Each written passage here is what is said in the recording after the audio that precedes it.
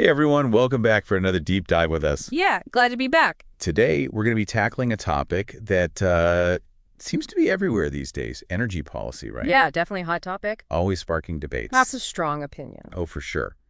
And to get us thinking deeply about it, we're going to be diving into this video from the MisesMedia YouTube channel. Interesting. It's called Why Almost Everyone Who Talks About Energy is Wrong. Catchy title. I know, right? Yeah. So get ready, because this video really challenges a lot of the common assumptions that we hear in all these discussions about energy. I think that's what drew me to this video, to be honest with you. I mean, so often we hear, politicians or activists or even just like everyday people talking about what we absolutely have to do to address climate change, Right. They're so sure that they've got the answer. Oh, But they kind of skip over explaining, why they're so certain. yeah. What beliefs are they basing those pronouncements on? That's such a good point. And this video, it really highlights three big assumptions that I think a lot of people just kind of take for granted. Okay, lay them on me. All right. So the first one is that environmental impact should be the #1 priority when it comes to energy policy, Okay. like above everything else. Hmm. And then the second one is that traditional sources of energy, like fossil fuels, are inherently bad. Okay, so like oil, natural gas, coal, that kind of thing. Exactly, yeah. Yeah. And the third assumption is that we absolutely must switch away from these fossil fuels to avoid some kind of climate catastrophe, Yeah. like no matter the cost. No matter the cost. Yeah, and that got me thinking, like, what if these assumptions, as common as they are, what if they're not really telling the whole story? Yeah. Like I said, that's what intrigued me about the video, too. Yeah. It really pushes us to consider some different angles. For sure. Like, for example, okay, let's just say that green energy is cleaner, as many people argue. Yeah, that's the general idea, right? Right. But what if, and this is a big what if, but what if it's just not as efficient or as powerful as other sources? Right.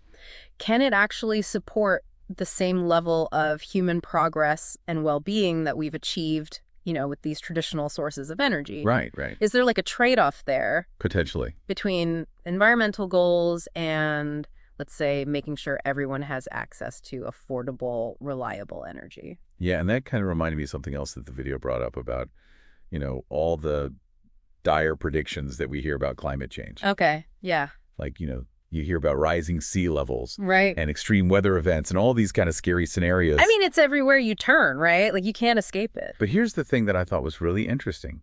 The data, like when you actually look at the numbers, it shows that climate-related deaths are actually going down. And the global food supply, it's actually increasing. That is interesting. So even with, the changes in climate that are happening, we're actually seeing some positive trends in those areas. Yeah. And then the video pointed out something that I just found, I don't know, kind of ironic, maybe. Okay, I'm curious.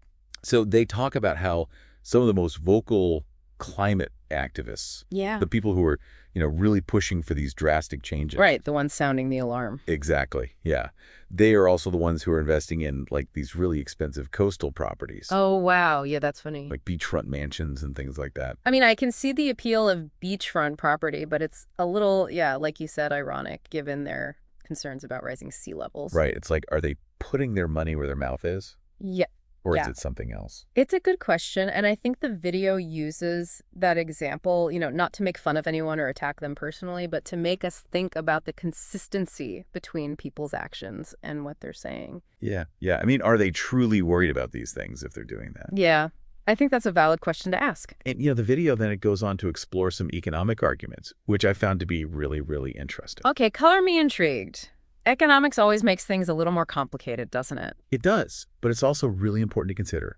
And they highlight the work of this economist, William Nordhaus, who won the Nobel Prize in economics. Oh, wow. So this is serious stuff. It is. Okay, so what did he have to say? Well, so his models have actually been used by the UN, the United Nations, Okay, yeah. to support their arguments for phasing out fossil fuels. Right. But here's the twist. Okay, I'm listening. Nordhaus's own models, they actually suggest that the economic costs of drastically cutting fossil fuels might actually be greater than the projected benefits Wow. to the environment. Yeah.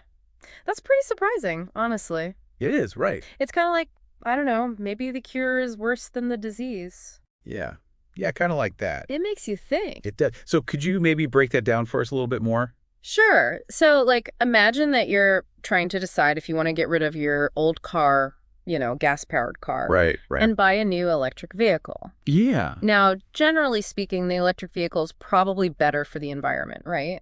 Less emissions. Yeah, but they're also a lot more expensive. Exactly. So you have to weigh those costs and benefits. Right.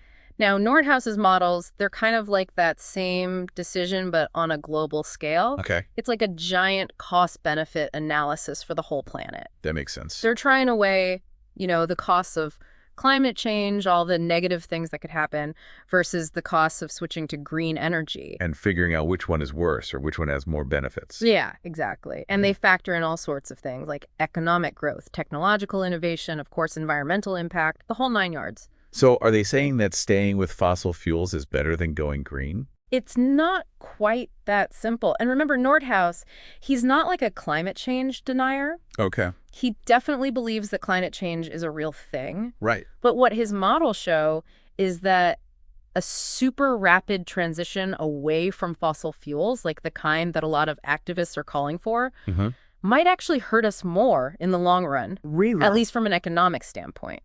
That is really interesting. And I mean, it makes you think, like, are we jumping the gun? Yeah, it's a valid question. I mean, are we making decisions based on fear rather than, really carefully weighing the costs and benefits? And that's not all. The video, it also brings up this economist, Bob Murphy, Okay. who did his own analysis of Nordhaus's work and came to a similar conclusion. Wow. So it's not just one guy, out there on his own Right. saying this stuff. This is making me rethink a lot of what I thought I knew about this whole energy thing. Yeah, me too. It's always good to challenge your assumptions. And there's another layer to all of this, right? Oh, yeah, there's always another layer. The video also points out that some countries, like China, Yes. they are very much aware of this economic reality that we've been talking about. They're not going to just jump on the bandwagon, are they? No. And they're very unlikely to comply with, these really strict climate policies. Right. No matter what the West does. Exactly. Yeah. So, it makes you wonder, like, even if the Western nations, the U.S., Europe, even if they did make this really rapid and expensive energy transition, right, would it even make that much of a difference globally? Yeah. I mean, that's a huge question. If other countries are just going to keep doing their own thing. It really makes you think about the global picture, doesn't it? It does. It does. Yeah. So what do you think is the main takeaway from all of this? Well, I think the video is arguing that the way we talk about energy, the alarmist tone that's so common these days, it's actually been harmful. Really? Yeah. It's stifled real debate and discussion, and it's led to some, questionable government policies. And potentially hurt the economy. Exactly. So if we're not supposed to panic, what are we supposed to do? I think the key is to be really critical thinkers. Right. Don't just accept something as true because you hear it all the time or because someone in authority is saying it. Yeah. Dig a little deeper, look at the evidence for yourself, and be open to different perspectives. So we need to kind of think locally when it comes to energy policy.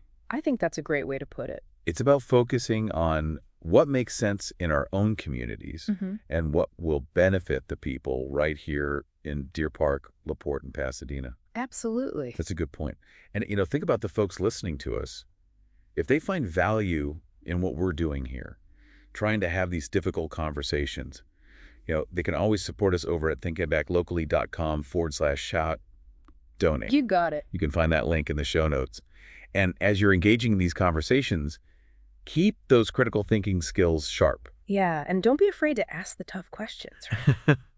Exactly. Are we really considering all the costs and benefits? Are we thinking about the long-term consequences? That's what it's all about. These are important conversations to be having. So thank you all for joining us for this deep dive. We'll see you next time.